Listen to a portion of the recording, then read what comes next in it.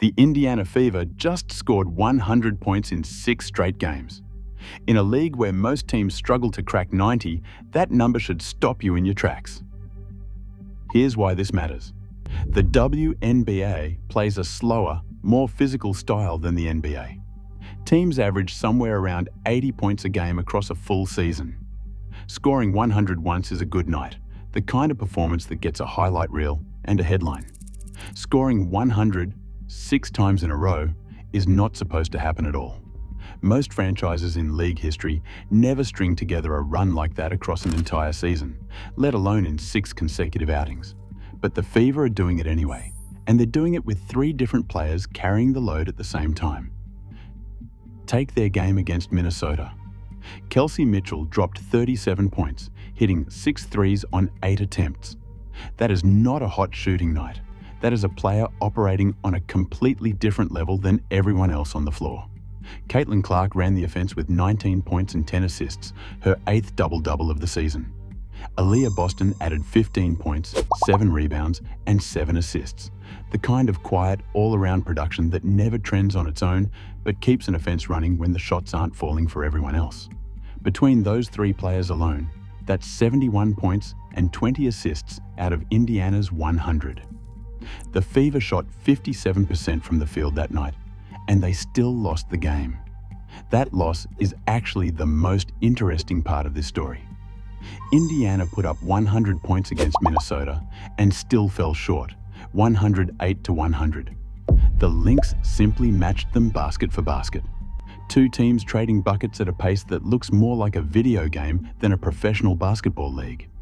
This wasn't a case of one team getting hot and coasting to a win.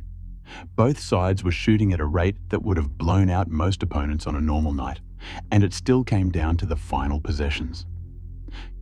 Context makes this even more impressive. That game came at the end of a brutal stretch for Indiana. 3 road games in 6 days, with stops in Seattle, Portland, and Minneapolis. The Minneapolis game tipped off roughly 36 hours after a late finish in Portland 2 nights earlier. Teams on that kind of travel schedule usually look flat, tired, and disengaged by the 3rd game. Instead, Indiana trailed by 14 points late in the 4th quarter, ran off 14 unanswered to pull within 2, and forced Minnesota to execute under real pressure just to close it out. A team that competes like that on almost no rest is not a team any playoff opponent wants to see on the schedule in September. Clark's individual numbers over her last 5 games tell their own story separate from the team totals. 29.4 points, 9 assists, and a steal and a half a night, shooting nearly 56% from the field and almost 49% from 3. Those are the kind of shooting splits that usually belong to a player taking 12 shots a game, not a lead guard who is also setting up everyone else on the floor. One well-known sports commentator went as far as calling her a problem for the rest of the league right now. Not because she's unstoppable on her own, but because she's playing alongside a scoring engine in Mitchell and a do-it-all forward in Boston, and opposing coaches genuinely do not know who to send extra defenders at first. It's worth remembering where Clark was standing a year ago. Her 2025 season ended with a string of soft tissue injuries, ankle, groin, and quad problems that limited her to just 13 games and kept her off the floor for the entire postseason. She still made the All-Star team on the strength of what she'd shown in limited action, but she watched her teammates fight through a deep playoff run from the sideline. This year looks like the answer to that frustration. She's healthier, she's more aggressive attacking the basket, and her free throw rate has climbed as a direct result of that aggression. A player who spent last season in a walking boot is now the one opposing defenses are building entire game plans around. Indiana sits at 19 wins and 11 losses this season, coming off a 5-game winning streak before that Minnesota game snapped it. That record puts them squarely in playoff position with real momentum behind them, not a team that got hot for 2 weeks and is about to cool off.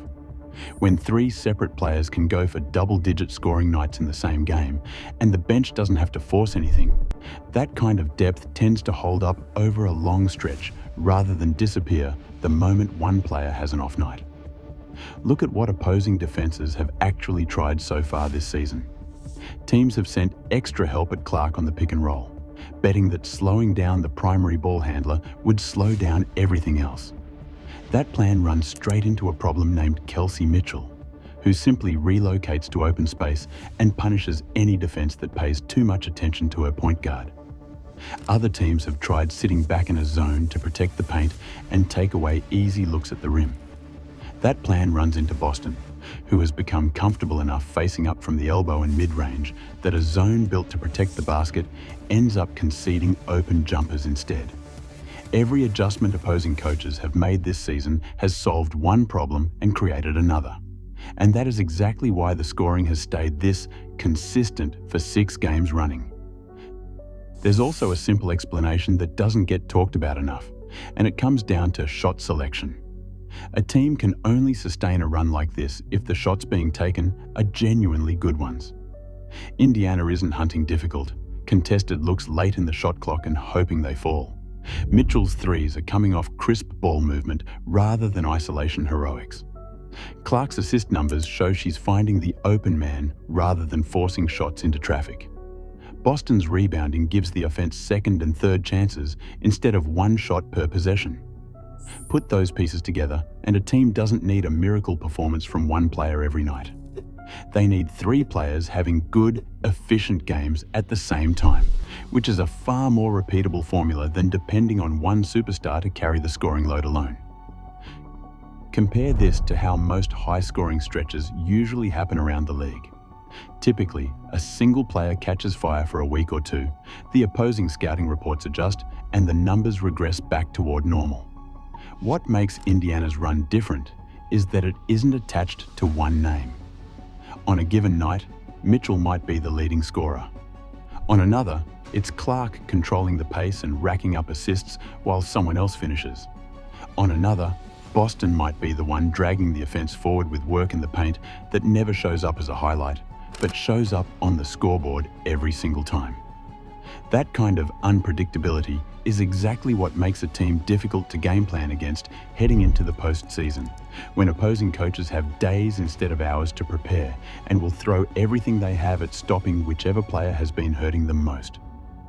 There's a bigger picture here too, beyond just this one stretch of games. The Fever have become one of the most watched teams in the league, filling arenas on the road and pulling in attention that used to be reserved for a handful of marquee franchises.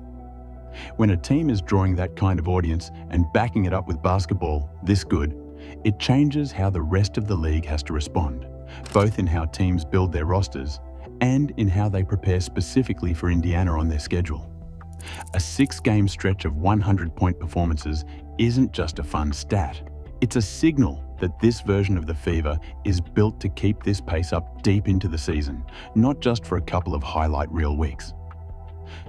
So the real question isn't whether the Fever can score 100 points. They've already proven that 6 times over against different opponents in different arenas, under different circumstances, including a brutal travel schedule that should have slowed them down and didn't. The question is, what happens when this offense finally runs into a defense built specifically to take away Mitchell's threes, clog Clark's driving lanes, and make Boston beat them from the mid-range instead of at the rim? Nobody has managed to do all 3 at once yet. Whoever draws Indiana in the playoffs is going to find out very quickly whether that's even possible.